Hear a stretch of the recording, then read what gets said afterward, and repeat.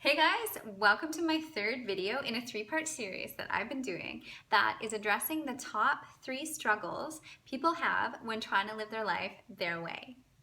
And the number one struggle that people have that keeps them from living the life that they really want to be living is fear, whether it's fear of rejection, fear of failure, fear of success, you name it, fear is keeping people trapped. So again, there are a couple things going on here. The first is not trusting or fully understanding how the universe actually works. And the second is that, most likely during our childhood, our sense of self wasn't developed in a healthy way. If we were undermined, told that we weren't good enough, or couldn't do something right, or got in trouble a lot for messing things up when we were just kids, trying to do our best, having fun, and not, intentionally trying to mess things up. These things all sent messages to us that form false beliefs, like I can't do anything right, I'm not good enough, I have to play it safe, etc., etc. And these are called false beliefs for a reason. They aren't true. We have to get to know our false beliefs in a sense and realize when we're operating from them and that they're false. They don't serve us. We need to let them go. So getting back to the issue of not fully understanding how the universe works goes back to what I mentioned in my first video addressing the not enough money struggle. I talked about how in our old state of consciousness as humans, we didn't see ourselves as separate from nature or the universe. We basically just received wisdom without being conscious of how we received it. And then with the ancient Greeks, a split happened and we became self-aware. But at the same time, we got cut off from just receiving that wisdom. And we started going deeper and deeper into materialism and lost the ability to see beyond the outer appearances of things.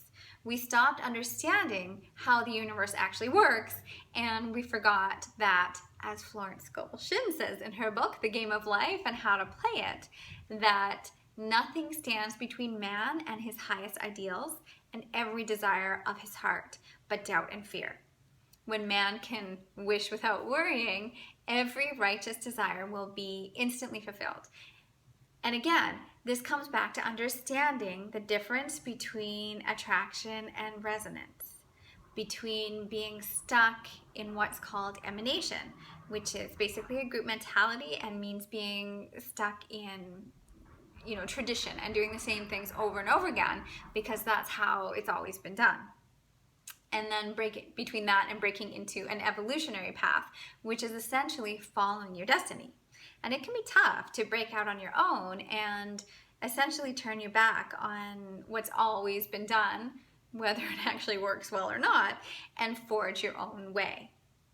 Like I said in my money video, we need to stop coming from a place of lack, which stems from the split that occurred with the ancient Greeks, which was a necessary step in our evolution of consciousness. But we really lost touch with how the universe works. We need to do the work in order to reconnect with that wisdom, but in a conscious way, so that we can evolve and start becoming co-creators of our lives with God or source energy or whatever you want to call it. And to quote Florence Scovel Shinn again, his barns should be full and his cup should flow over. This is God's idea for man, and when man breaks down the barriers of lack in his own consciousness, the golden age will be his and every righteous desire of his heart fulfilled. So when we've got this backing us, why do we need to be fearful about going out and pursuing every righteous desire of our heart? We are all here to offer something unique to the world. And when we hide and play it small and choose attraction over resonance, we're not only shortchanging ourselves, but the world, because there is something that you can do that no one else can do, just the way that you can do it. The world is waiting for you to start sharing your gifts. What's that quote? Feel the fear and do it anyway. There's pretty much always going to be fear, but as you start putting yourself out there and start taking what you may perceive as risks, it will get less and less scary. I remember when I started my practice, I had so much fear around money and putting myself out there. And I initially started my practice just by sharing a room 2 days a week with a lady. And as I built up my confidence, I moved on to having my own office. Now, granted, it was the smallest and least expensive office in the building, but still, it was my own office. And I was expanding myself as far as I was comfortable with at the time. And I was expanding myself. Then I discovered Harlequins, and I really started to work on my fears and my false beliefs. And then when I moved across the country, I just started my own clinic without even blinking an eye. And we did pretty much most of the construction on our own, and it was absolutely amazing. All the people, all the people we needed to help us just appeared at the right time, and everything just flowed. It just unfolded, and it was a hard work, but it just happened so easily.